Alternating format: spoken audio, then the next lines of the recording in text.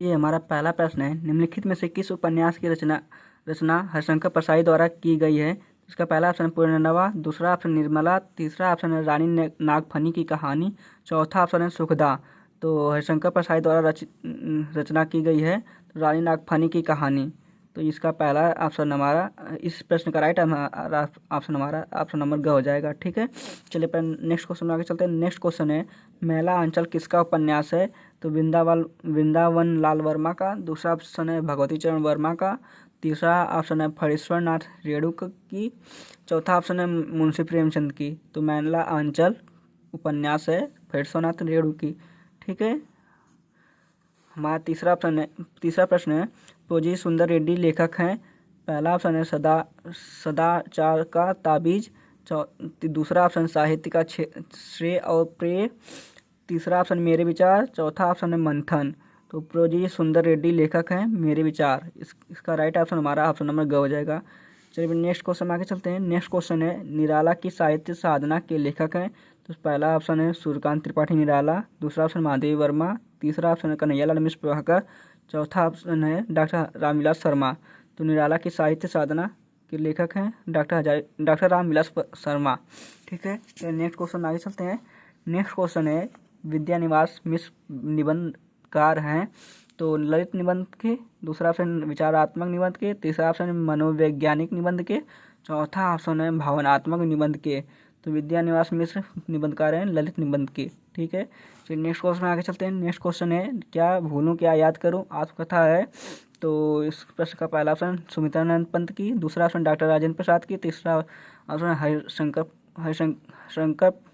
हरिवंश राय बच्चन की, चौथा ऑप्शन है अज्ञेय की। तो क्या भूलूं क्या याद करूं आत्मकथा है हरिवंश राय बच्चन की। ठीक है, चलिए नेक्स्ट आगे चलते हैं।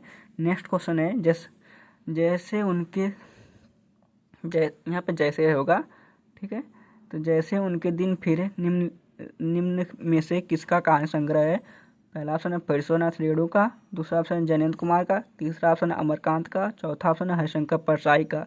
तो जैसे उनके दिन फिरे निम्न में किसका कहानी संग्रह है। तो हरिशंकर परसाई का। ठीक है, चलिए पर नेक्स्ट आगे चलते हैं। नेक्स्ट क्वेश्चन हमारा है, निम्न में से कौन पोजी सुंदर रेड्डी की रचना नहीं है। तो उसका पहला ऑप्शन है साहित्य और समाज, दूसरा ऑप्शन मेरे विचार, भारत की एकता। तो भारत की एकता हमारा वासुदेव शरण अग्रवाल का। तो यही हमारा पोजी सुंदर रेड्डी की रचना नहीं है। तो हमारा राइट ऑप्शन ग हो जाएगा। ठीक है, चलिए आप नेक्स्ट क्वेश्चन आगे चलते हैं। नेक्स्ट क्वेश्चन है, निम्नलिखित में से कृति और उसके रचनाकार का सही युग में है।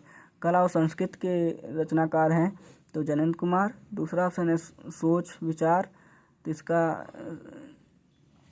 ये डॉक्टर अजय प्रसाद द्विवेदी, और तीसरा है प्रति परिकथा, इसका फणीश्वरनाथ रेणु, चौथा ऑप्शन है विचार और वितर्क, इसका राम अमरकांत। हमारा प्रश्न पूछा, निम्न में से कृति और उसके रचनाकार का सही युग में है। तो देखिए हमारे प्रति और परिकथा के रचनाकार हैं फणीश्वरनाथ रेणु, यही हमारा राइट युग में है। तो ये हमारा ऑप्शन नंबर ग सही हो जाएगा। ठीक है, चलिए नेक्स्ट क्वेश्चन आगे चलते हैं। नेक्स्ट क्वेश्चन है, अग्नि की उड़ान के रचनाकार हैं। तो इसके राइट आंसर हमारा डॉक्टर APJ अब्दुल कलाम हो जाएंगे भैया, हमारा ऑप्शन नंबर घ हो जाएगा। ठीक है, बहादुर कहानी के लेखक हैं।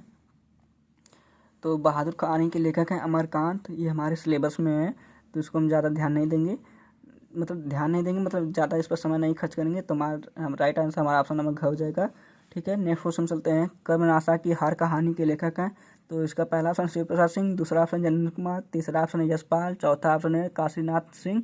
तो कर्मनाशा की हार कहानी के लेखक हैं तो शिव प्रसाद सिंह, इसका राइट ऑप्शन हमारा ऑप्शन नंबर क हो जाएगा।